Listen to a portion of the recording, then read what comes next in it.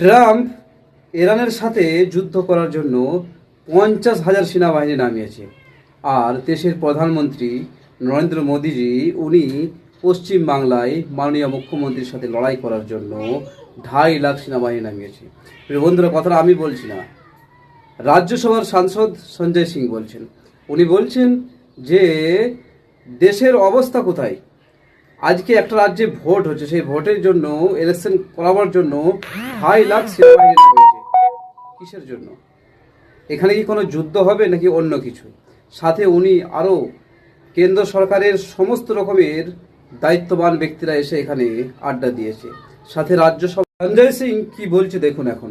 आप इसको चुनाव मानते हैं जिसमें डीजीपी हटा दिया गया, चीफ सेक्रेटरी हटा दिए गए, कई जिलों के डीएमएसपी हटा दिए गए, सीएपीएफ के 2.5 लाख सैनिक वहां तैनात कर दिए गए, 2.5 लाख सुरक्षा बल तैनात कर दिए गए। अजीत अंजुम जी, आपके दर्शकों को याद होना चाहिए, ईरान से लड़ने के लिए ट्रंप ने 50,000 सैनिक उतारे थे और ममता बनर्जी से लड़ने के लिए नरेंद्र मोदी जी ने 2.5 लाख सुरक्षा बल उतार दिए।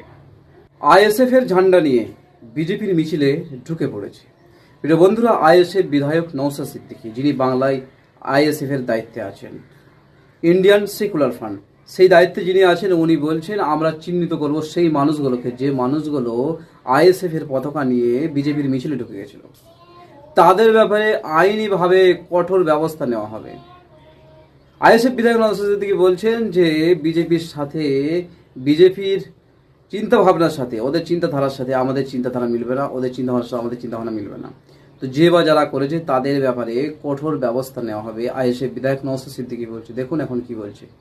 তাদের আইএসএফ এর ঝান্ডা নিয়ে বিজেপির মিছিলে ঢুকে গিয়েছে।